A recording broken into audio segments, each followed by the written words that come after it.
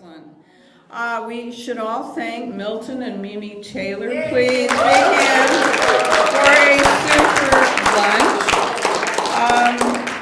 There were others of us who provided salads and desserts, Audrey, me, and a few others whose name I do not know. But we had a great prep crew, including Juka, Elaine, Ann, Lana, Laura, John, Marilyn, Penny, and Bob. A big hand for our helpers. We really depend on them. We got off the hook for cleanup today because I complained to Sue Swartz about not being informed that this event was part of the 50th anniversary celebration, and she kindly gave us a cleanup guy, so we're very happy about that. Thank you, Sue, for your contribution. Much appreciated. As you know, the gathering today is about the history of Beth Shalom, and Lana will be introducing our speaker in a minute. I just want to remind you that next month, March 26th, we'll be having another gathering, and Professor Michael Press will be here to discuss biblical archaeology and some specific elements of that he wants to bring to our attention, so that should be fun. I wasn't here for Lee Hamilton, who was an old friend, but he wrote us a thank you that Ann wanted me to read. So I will read it now. Dear Ann, thank you for your gracious note. It brightened my day and made my visit even more enjoyable. I deeply appreciated the warm hospitality extended to me by you and the others. All the best, Lee Hamilton. So he enjoyed his time here. I'm sorry I missed him. The rabbi has some announcements, and then Ann does too. Okay. So we're grateful to the gathering committee for allowing us to take the previously scheduled appointment of Joe Belth and put it in our 50th anniversary celebration calendar. I want to tell you about a few other parts of that calendar. First of all, the gala weekend, the months-long activities will culminate on the weekend of May 15th through 17th with a special gala dinner on Saturday evening. Also related to the 50th anniversary celebration, please, if you haven't looked at this, as you leave today, as you leave this room, please be sure to look at the display case of memorabilia and artifacts that were contributed by volunteers that illustrate the history of 50 years of Beth Shalom. It's right outside the door. And also, we're looking for more. So if you have things that you would like to lend to us, we will return these to you. Anything that you may have, photographs, Judaica. I mean, you'll get an idea once you see the display case, the kinds of things that are on display. So enjoy those. And then the third thing that I wanted to mention is that our next 50th anniversary related activity will be Purim. Purim is in 2 weeks, the evening of Wednesday, March 4th, and it will be 1960s themed. So we're going to have a 1960s dinner. Don't ask. Stale food? No, it will be something like fondue and Cracker Jacks and things of that nature. But we're also looking to, this is what I wanted to tell you about, we're also looking to decorate the social hall with 1960s stuff. So if you have macrame, shag rugs, rotary phones, slinkies, anything of flower power, beads, anything of that nature, please lend them to us. We will return them to you in as good or better condition than what you lend it to us. That would be great. The last thing is, these were mailed out, but if for some reason someone in this room today does not have a brochure enumerating our 50th anniversary activities, I'm happy to give one to you now. So raise your hand if you haven't received this in the mail. Okay? Annette? Sure. Anybody else? Okay. Joan? Okay. That's it. Thank you. Ann, did you? Are you done now? Yeah, thank you. I don't know if they can hear me, but we'll see. I just wanted, is that on? Yeah, it is. Okay. I just wanted to remind everyone that, is it? There we go. Our Purim Shalom fundraiser and the bags that you all receive every year for Purim. This is our 3rd year that we're doing it. And it's going quite well this year, but tomorrow I want to remind you is your last day to fill out a form if you haven't ordered one and want to contribute to that. But my biggest need right now is Dee Dee and I need help with baking hamantaschen. We make 1,500 hamantaschen, so you all can have some. And you don't have to be a baker. We have to have people brushing egg washes onto the hamantaschen. We have to have people just watching the oven and making sure that it gets out in time so they're not burned while we're still rolling, filling, and that sort of thing. We need people to cool them on trays and then bag them up in the little cellophane bags that we put them in. So if anybody is able to do that, we're doing it next Tuesday, Wednesday, and Thursday from 9 a.m. to 3 p.m. Dee Dee and I work the full time, so if you can give us an hour or two, anybody, and I know you can brush on egg wash or watch a timer on an oven, please let me know or sign up at the doodle that we have and come in and help us so that we can get done by 3 o'clock each day. Thanks so much.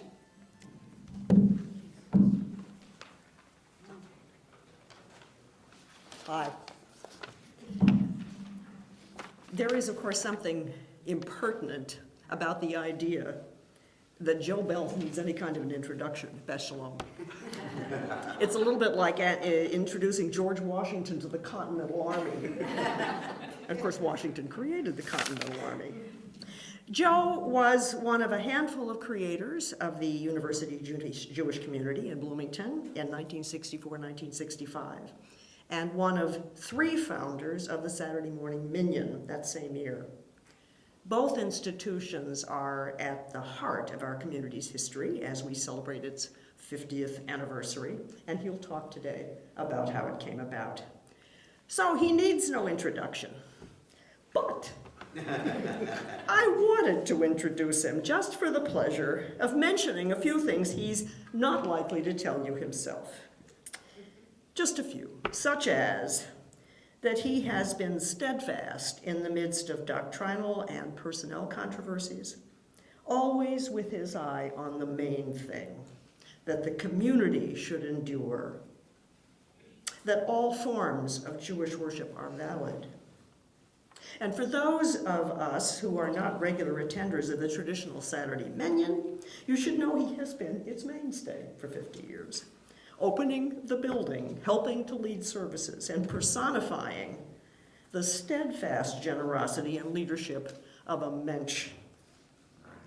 And just so you'll know, since we don't usually say much about our day jobs at shul, he's not only our founder and pillar, Joe Belth, he is also the man his professional colleagues have described as the conscience of the insurance industry, and the man that the New York Times quotes about national insurance news. Without further ado, Bloomington Jewish history from a man who played a huge role in making it, Joe Belth.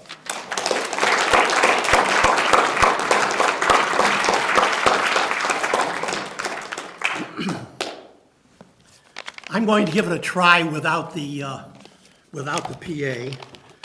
My voice is in pretty good shape today, but just in case I have it, if necessary.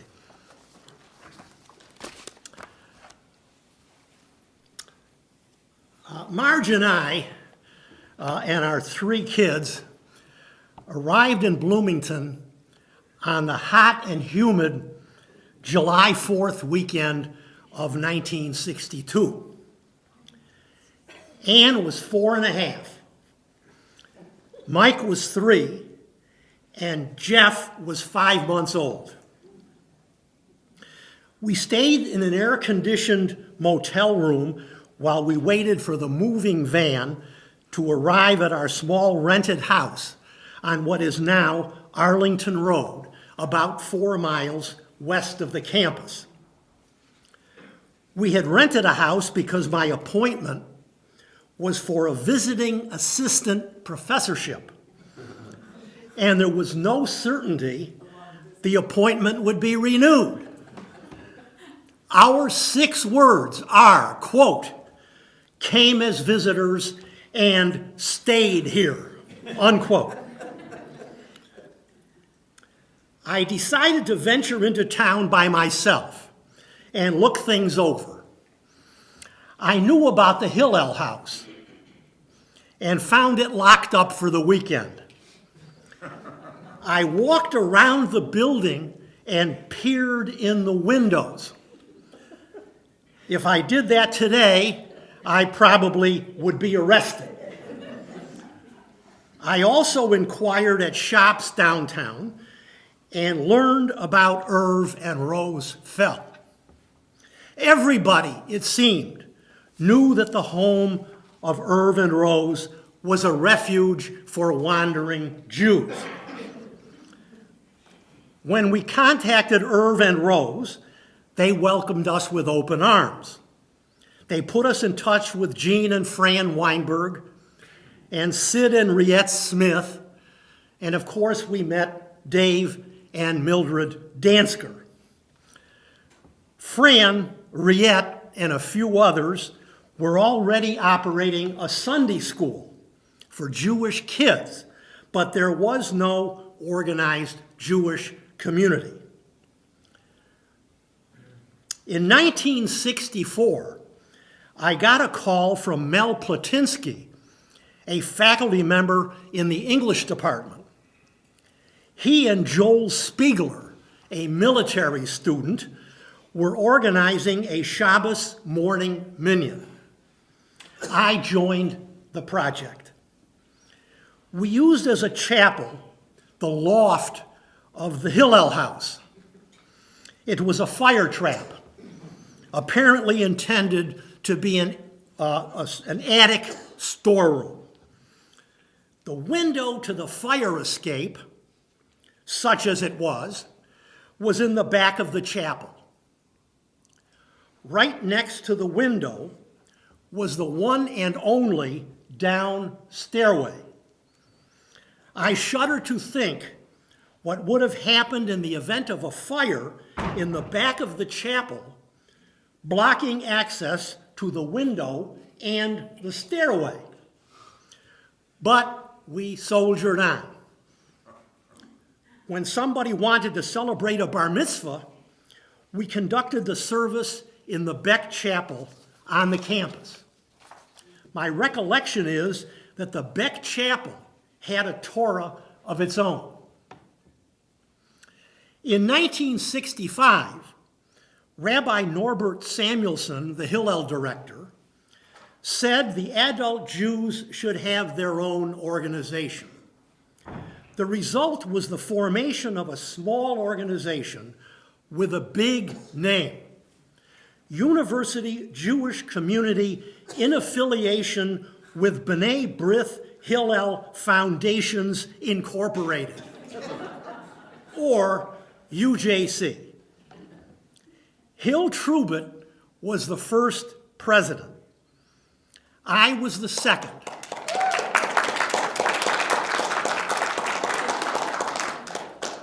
Mel Platinsky was the third. Mike Schwartz was the fourth. Mitch Navitt, who completed Mike's term when Mike left Bloomington, was the fifth.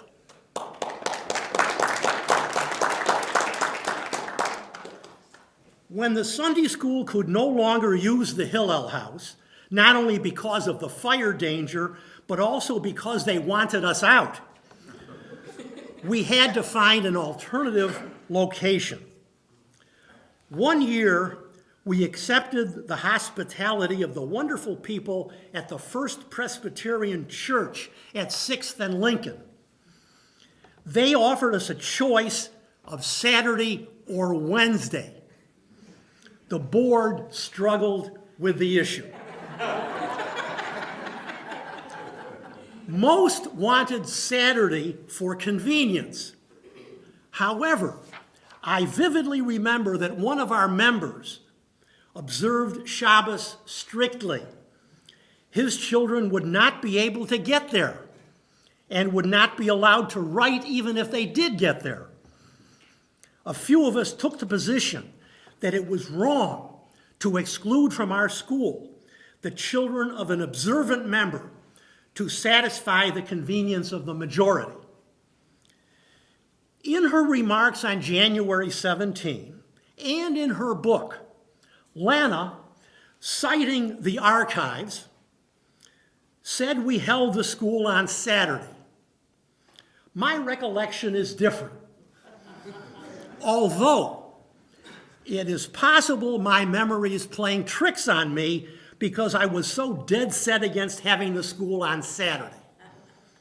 My recollection is that we held the school on Wednesday afternoons. As Lana said, Herman Wells later allowed us to use classrooms in Ballantyne Hall on Sunday mornings.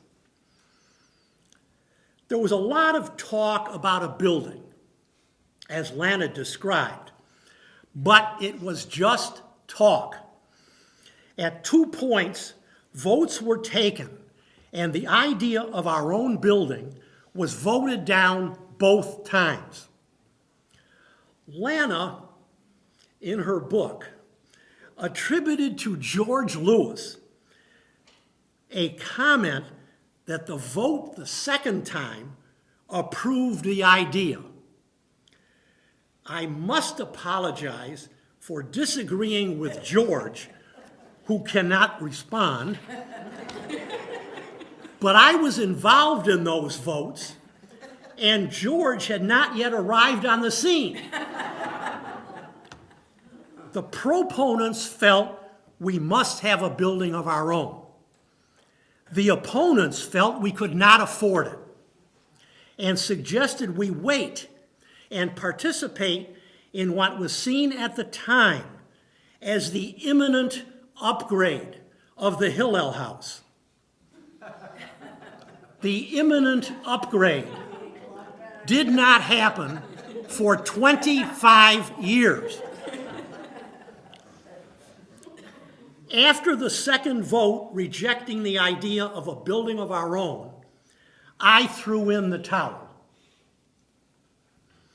Shortly thereafter, I got a call from Larry Walkoff. I will never forget that call. Larry said we needed to get together again. I told Larry I was not interested in the aggravation of another rejection. Larry then said, quote, "Joe, things are different now," unquote. I asked Larry how they were different. Larry said, quote, "George and Sidell Lewis are in town," unquote. Larry said George was determined to see to it that we get a building of our own. The result of that call was a meeting at the home of Mitch and Judy Navitt, who lived at that time in Park Ridge.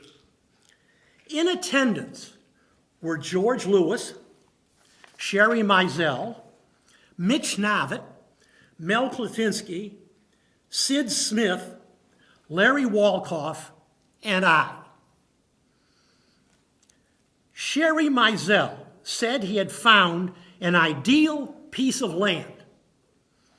The St. Thomas Lutheran Church owned the entire property and had already sold the westernmost piece to the University Baptist Church. The Baptists had put up a "future home of" sign, but did not break ground until several years after we opened our building. I vividly remember chatting with a member of the Baptist group at the dedication of our building. I asked him when they were going to begin construction, and he said they were still trying to raise the money. The Lutherans wanted to sell the remaining 1.5 acres between their church and the Baptist property. It was zoned for residential or church use. However, it seemed unlikely someone would buy it for a residence because it seemed destined to be a church row. The Lutherans offered it to us for $20,000 at $2,000 per year for 10 years, or $18,000 cash. At the meeting, the 7 of us decided to start a land campaign and buy the land for $18,000 cash. Each of us put up $1,000 immediately, and with relatively little difficulty, we raised the other $11,000. What I must emphasize is that there was never a vote by the UJC to move ahead with the project at that time. We just went ahead and bought the land. When we launched the building campaign, we had to work at it. Lana has described very nicely our fundraising efforts. Many people stepped up to the plate, but many did not. The largest single cash contribution came from George Stolnitz.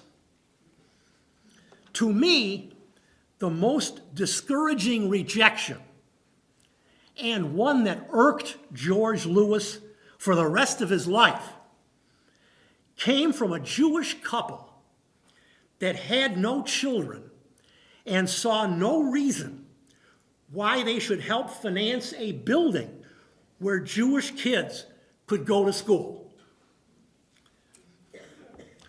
Speaking of discouragement, I want to relate an incident. George Lewis, Irv Fell, and I drove together to Indianapolis one day to tell a couple of rabbis about our plans and maybe get some moral support, if not a little financial help. We made appointments in advance with the rabbis at Indianapolis Hebrew Congregation and Bethel Zedek.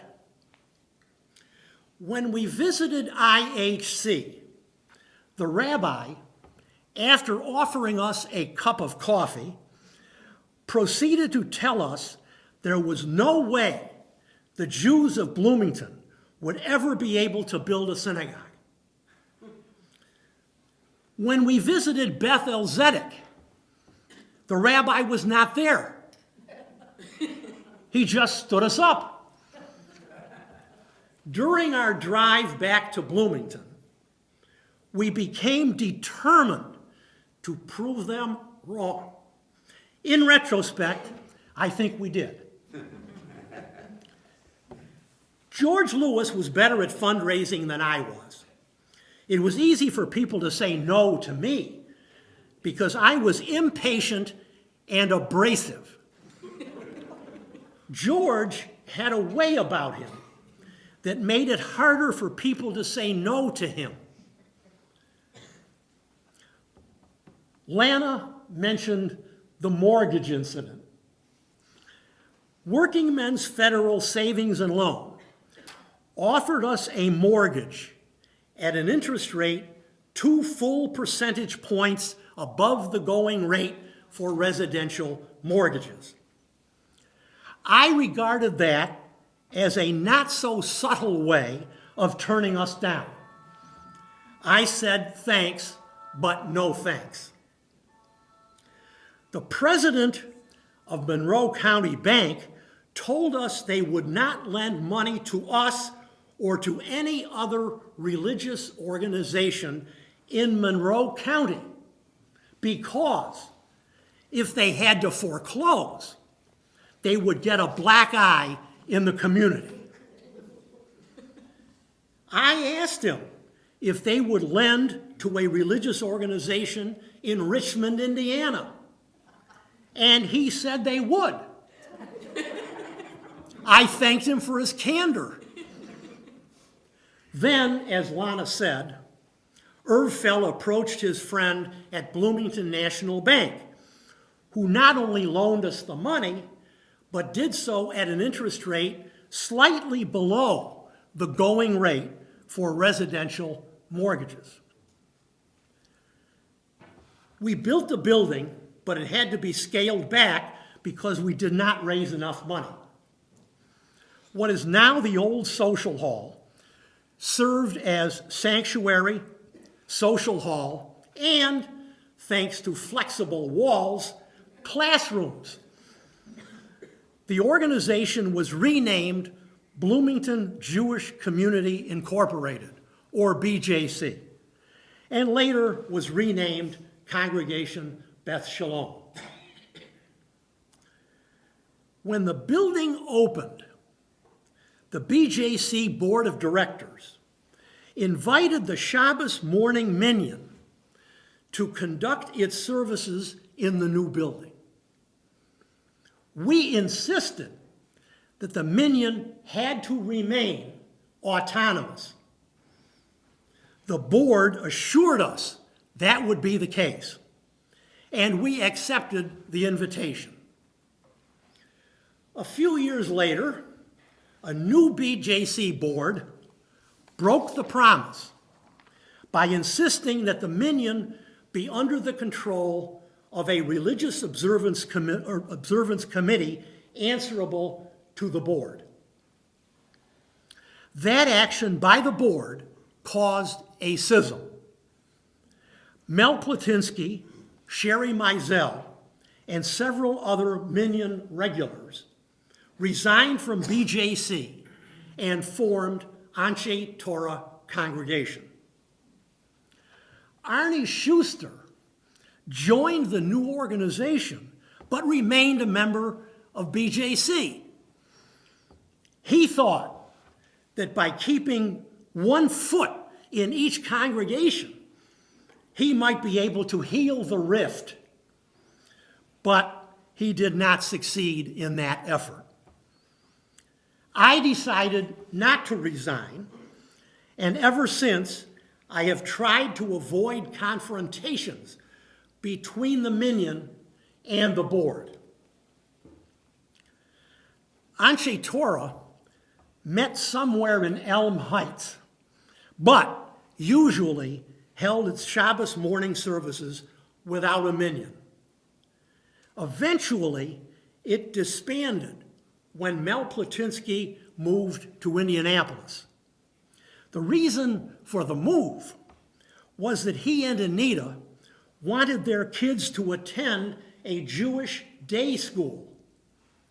They bought a house about a mile from the Haston School and joined B'nai Torah Congregation, an Orthodox congregation located adjacent to the Haston School.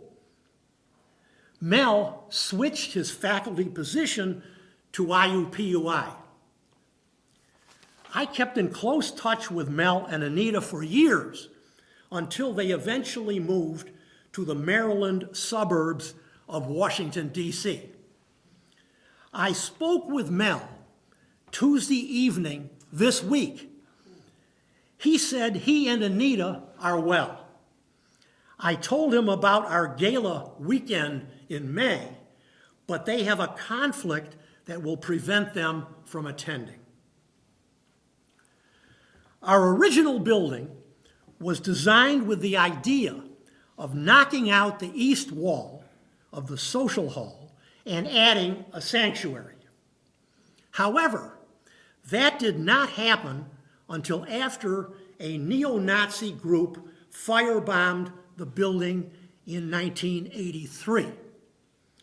It happened on the 7th of Elul, 3 weeks before the High Holy Days. I will never forget what the staff and members of the St. Thomas Lutheran Church did for us at that terrible time. They literally turned over their church to us. Our Shabbos morning minyan met there. Our Sunday school classes met there. Our services on the high holy days were held there. And we conducted various other activities there. The Lutherans showed us the meaning of true friendship. We not only repaired the damage with the insurance money, but we also conducted another building campaign. The neo-Nazis made it easier for us to raise money the second time around. We expanded the building to include this beautiful sanctuary. The building was expanded further about a decade later during the tenure of Rabbi Joan Friedman. And just recently, the sanctuary was refurbished. Over the years, we have dealt with various disputes. I remember one problem that arose prior to the firebombing when we were conducting Shabbos morning services in what is now the old social hall. I refer to the question of whether women should count toward a minyan. We decided that the person who was leading the service at the moment a minyan was needed would look out over the room without finger pointing and decide whether there was a minyan. If the leader decided there was no minyan, we would skip that portion of the service. If the leader decided there was a minyan, we would go ahead with that portion of the service.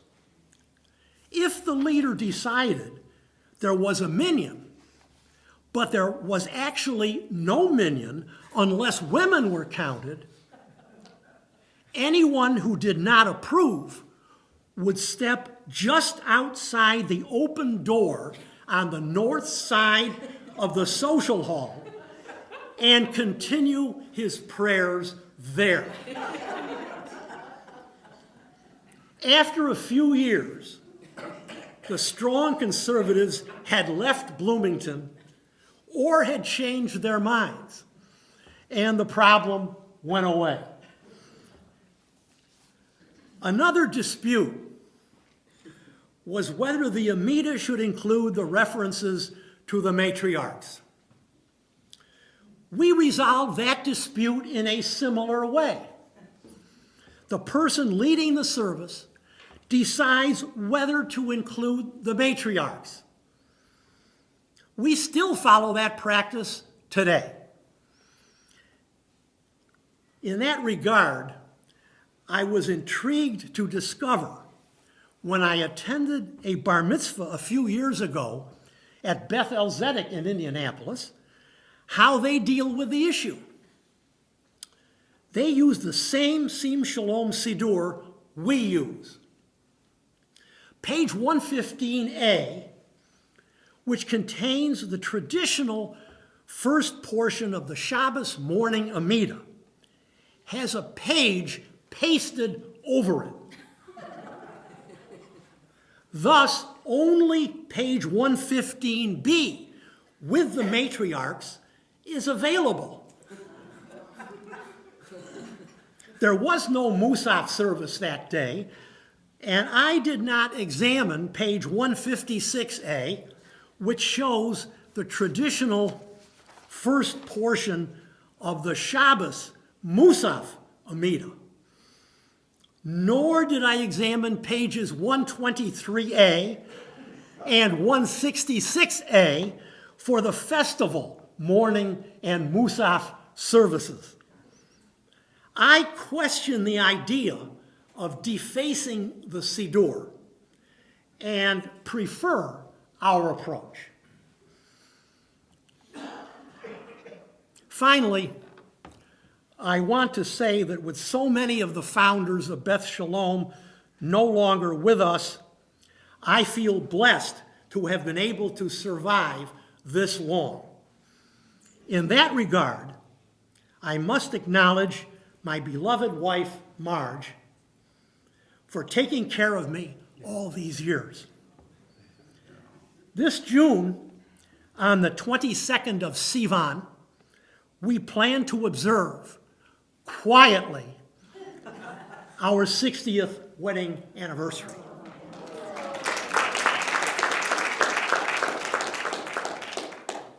Marge and I also want to acknowledge those 3 little kids who arrived in Bloomington with us almost 53 years ago. We are very proud of their accomplishments, and we are deeply grateful for the way they have watched over us.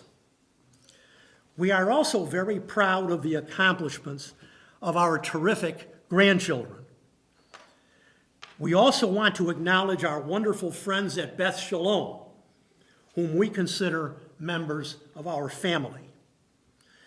Thank you for inviting me to participate in this celebration of our Jubilee. And now, on to the Q&A.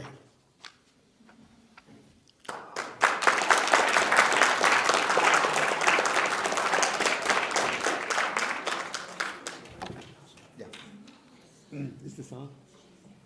Is it on? Anyone wishes to speak? Yeah. No. Let's make it clear. Anyone who wishes to ask a question must first stand. Second, take the hand mic so I can hear the question. Third, identify yourself and then ask your question. Okay. Wow, all right, I'll start. I'm Marty Spector, and a regular member of the Minion. One of the things that intrigued me when I first joined the Minion maybe 15 years ago was the pronunciation of Hebrew. Some members of the Minion, like Joe and the late Leon Kay, pronounce Hebrew in the Ashkenazi way. Correct. Whereas some of us, who've perhaps been in Israel longer, pronounce Hebrew in the Sephardic way. Correct. Does Joe have any comment on whether that has interfered?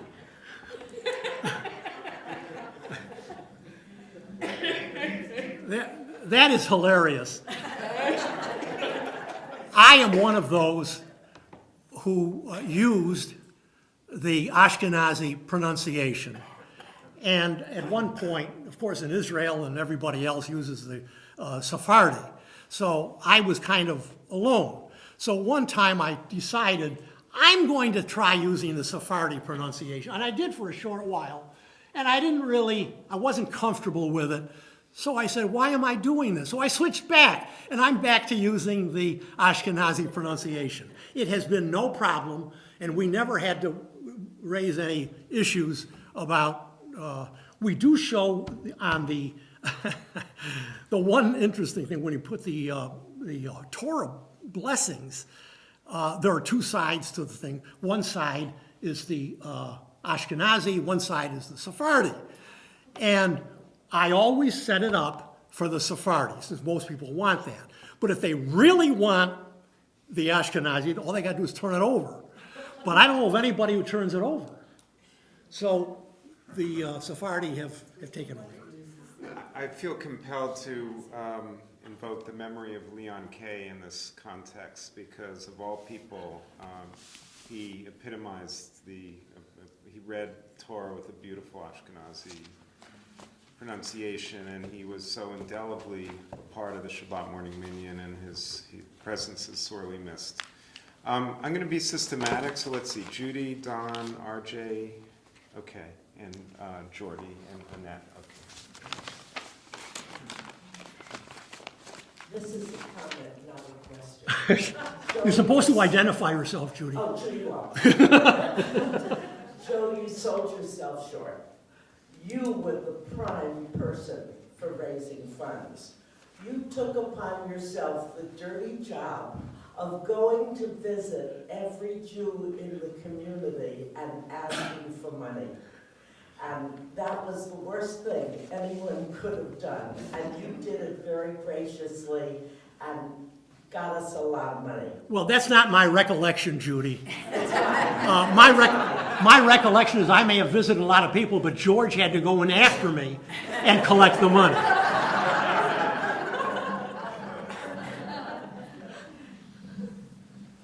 This is Don Lichtenberg, in case he doesn't identify himself. This is Don Lichtenberg. I noticed you did not mention Bob and Golda Werman, and I wonder what part they had in the beginning of Beth Shalom. To be perfect, Bob and Golda Werman were in the community when I came. I did meet them, and I believe Bob, my recollection is that Bob was active in the Minyan until they left for Israel. And I never knew Bob very well, but I don't recall, frankly, the extent to which he may have been involved in the creation of University Jewish Community. I just simply do not recall that, Don. If we want to give any credence at all to the archives and to the notes which people took, and Joe is skeptical about those notes in many instances, but certainly in the notes in the archives made by the secretary of the board for each meeting certainly indicated that Bob Werman was, I guess he was head of the program committee. Could be. And had one of the people who arranged an enormously active and fascinating first year of programs. I remember when... This is Rosemary Trubit. No, I'm RJ. Previously, Rosemary. I remember when we were thinking of trying to raise money, and George Lewis said, dig a hole and people will throw money in it. And they did.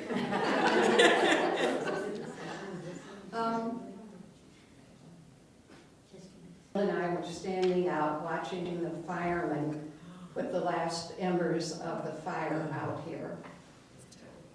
And there was this group of men talking, and I said, what's going on? And right then, the people from the church next door had come and said, you may use our church. That fast.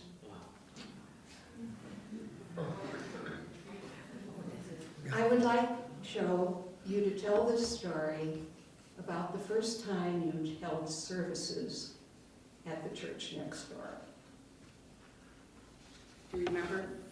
The first service, I know that as I said, it was 3 weeks before the High Holy Days. And I do remember we had the High Holy Day services, and we had our Shabbos services, but I don't remember much in the way of details.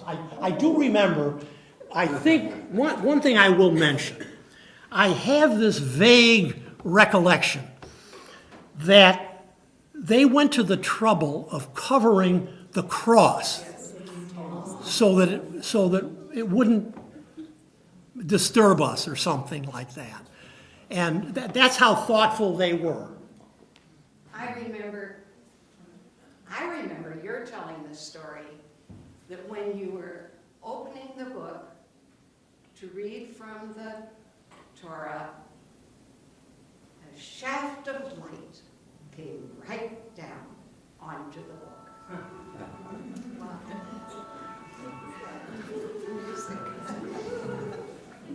Never will I contradict what RJ has to say. I'm Anita Dansker. I live in Indianapolis, and I belong to IHC. And I attend the weekday minions at Beth most mornings. So I can speak to the matriarchs today for the weekday.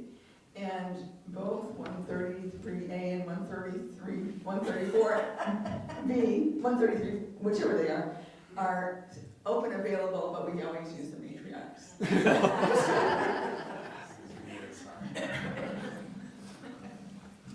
I'm Jordan. I'd like you to share at least one experience in a conflict that was part of the congregation, where it felt like some people wanted to leave, but things were done in such a way that they didn't leave, if there ever was such a conflict situation. You want me to mention that? Yes. Yes, please. I don't recall anything that would have been so serious that some people threatened to leave, but there could have been, but I don't recall it. Maybe I just didn't bother to keep it in my memory since nothing happened, but no, I don't recall. I'm Lynn Shifris. This is a comment. You brought up a lot of memories, and I was thinking of how George and Sidell Lewis were such movers and shakers. And when I was new at the Herald Times in 1995, I was talking to Bob Hamill, who's our former sports editor, and he mentioned that they were friends of George and Sidell, and that he had spent some money on a fundraiser that Sidell was doing. And I said, Bob, that's really nice. You're not even Jewish. And he said, Lynn, did you ever try saying no to Sidell Lewis? Yeah. I should have mentioned that not only was it hard to say no to George, it was harder to say no to Sidell.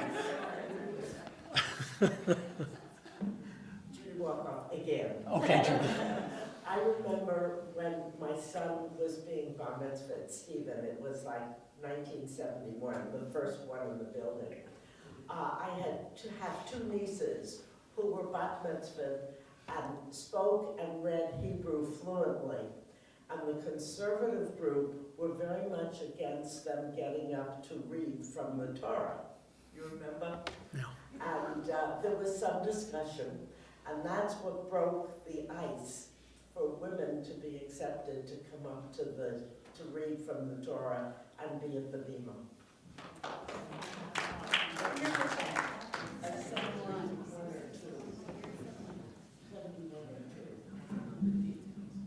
I'm Lenny Newman. An incident that I think many of you might not know is that the night of the fire, we were living down at the point, and I rushed in, and I'm standing here watching them try to put out this fire, and all of a sudden, the minister of the First Baptist Church here in Bloomington, who was a black man, came up with a derby that he wore every day. He had that derby on his head. And he gave me the derby, and it was filled with $380 that the black church had raised for us.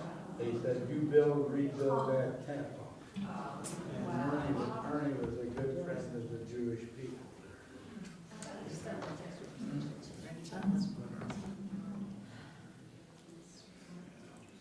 I think Mimi was. Yes. My name is Mary, I'm the Turtle Mother, and I know nothing about the background of this group, but I don't quite understand. Did you never have a rabbi? The way you were talking is as if everybody led the minyan, some man led the minyan, and there never wasn't a rabbi or anything. That's right. I would like to answer that question. Actually, it wasn't a question, it was a statement. The fact is that we did not have a rabbi for many, many years. Because when she said why, the answer was because we didn't hire one. There were, first of all, there were significant financial pressures that would have made it difficult. There were certain disagreements about, we were told that it would be necessary to affiliate with somebody in order to have a chance to hire a rabbi. And there was some question about whether we should affiliate with a reform organization or a conservative organization or an Orthodox organization. And so some of these were the kinds of things, but we got along without a rabbi. Eventually, we began having student rabbis. Those student rabbis came from the UAHC down in Cincinnati, so they were involved in training to become Reform rabbis. And we had a number of them over the years. And eventually we took the plunge and actually got a full-time rabbi. Now, unless my memory is failing me, I believe that the first full-time rabbi was Joan Friedman. And I can't remember, but my guess is, let's see, the late 80s? Mid to late 80s, after the rebuilding, so that we then had this sanctuary. But, and by the way, I am not certain that we had any student rabbis prior to the rebuilding after the firebombing. I don't think we did. The first student rabbi actually came at the same time as the firebombing. Came at the same Came time? at the same time. Is there any connection? I don't think there was a connection, but in fact, we hired a student rabbi, and he arrived in town, and just, and the firebombing had already happened. And so he was conducting, the first student rabbi that we had was conducting services in the Lutheran church. So that was 1983. Okay. And you might mention that one of the student rabbis went on to become our rabbi, Mira. Oh yeah, one of our student rabbis was someone by the name of Mira Wasserman, whom some of you may recall. She came in 1998, I believe. Yes. Actually, Amy Applegate, and I joined this group in 1998, so I don't have the history that many of you have, but I had two observations I wanted to share. One was I wanted to follow up on Lenny's point, because I was here at some point in the late 90s, maybe early 2000s, and there was an incident here at the temple during the day, and Rabbi Mira called for an ambulance and for police, and it was fine, it was a medical issue, but the minister from the Baptist church, a woman, came running over, to make sure that we were okay. And she was there to really, it was the same sort of thing. It was very emotional to have somebody like that. Her name was Annette, I think, and anyway, so. And then the other thing I wanted to say, Joe, as somebody who now comes to the Minyan sometimes on Saturday mornings, the reason I've never turned that over when you do the blessing is I had no idea that it was Ashkenazi on the other side, and I will be turning it over.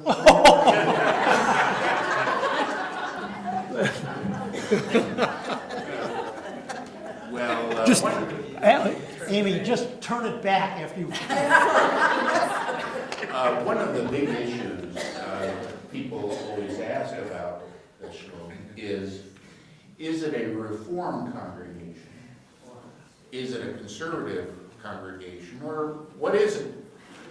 And it was a matter of affiliation because it became difficult to get a full-time rabbi without identifying whether we were Reform or conservative. And I was president at the time and thought, well, maybe we could affiliate with both, since my wife and I have sympathies with both movements, and there were both strong conservative and Reform groups in the congregation. So I called United Synagogue to see what the requirements were, and they told me that they would be very happy to have Beth Shalom affiliate with United Synagogue. However, I would have to tell them that all of the members of Beth Shalom were halakhically Jewish. I said that I wasn't prepared to do that. Knowing that what the halakhic standards are, and not wanting to raise an issue that has from time to time been quite controversial here.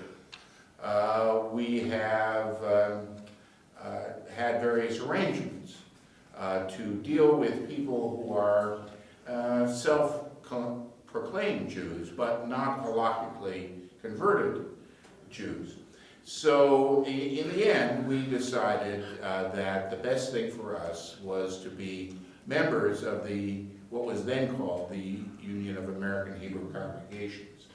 And I think it's worked out rather well. On the whole, they've treated us, well, I say on the whole, they've treated us well, although there was one very, very bad incident.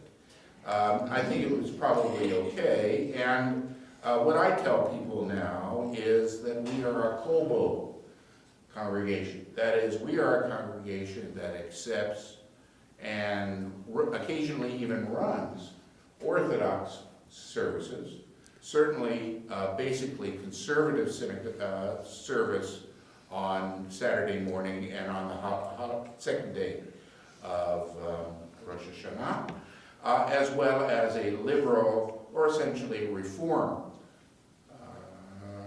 no, not classical reform, but a liberal service on Friday night, together, of course, with a very lively renewal service that runs every month, or I hope more often than that. So that's really worked for us. We have been a very diverse congregation, but we are officially a Reform congregation, but the Reform movement on the whole has allowed us to go our own way, and we've done that quite, I think, happily.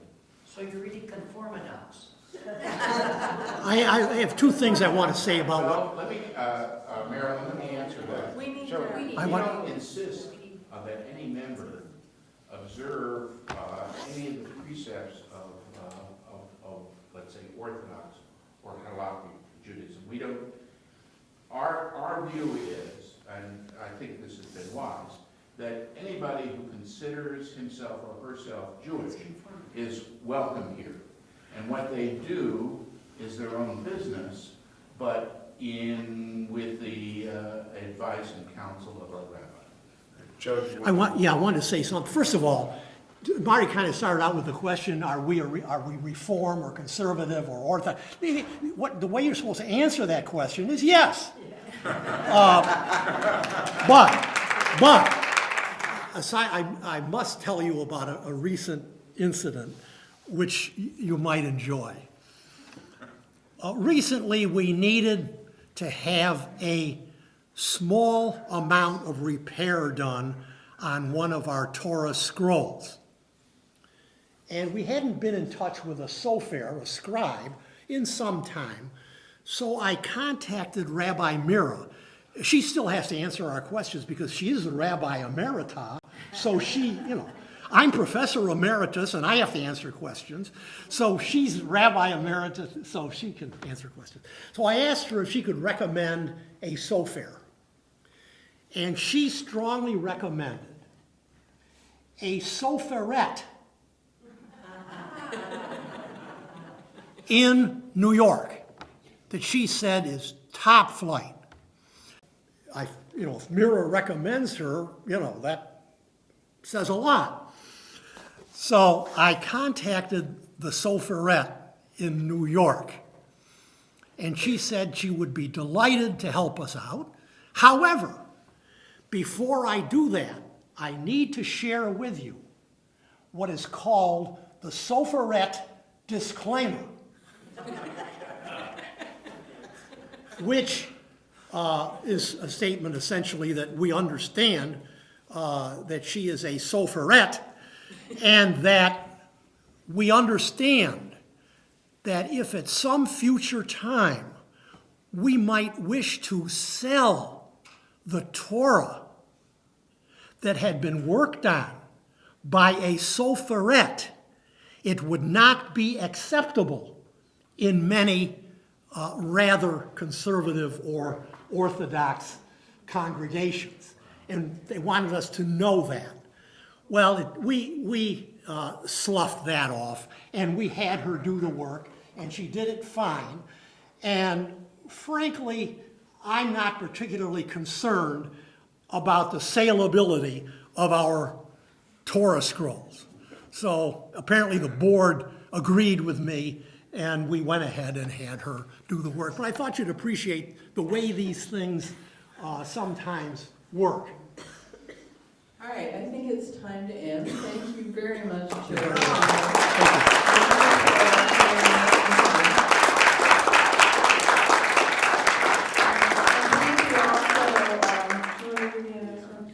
We have a sad announcement. Yeah, I don't have information about this, but I'm told that the program on Sunday, Alvin Rosenfeld was supposed to give a talk on anti-Semitism on Sunday at 3 o'clock, and now it's being postponed because he's ill. So again, I don't know how serious that is or not, but just with regard to the program, that's going to be postponed. Can I have the floor for 1 second? Sure. Okay. Joe, that was fabulous. Thank you. And so this is my presidential plea. You need to identify yourself. I'm sorry. I am humbled, blessed, and really delighted to be the president of Beth Shalom. If you have not filled out these fabulous little communication surveys, we would really love to hear from the over 40 crowd, because we're trying to revamp how we communicate electronically and on paper with folks, and the younger people, include people younger, and I include myself in the not younger people, respond very quickly to these sorts of things, but I want to make sure you're all represented. So if you, this is in your newsletter,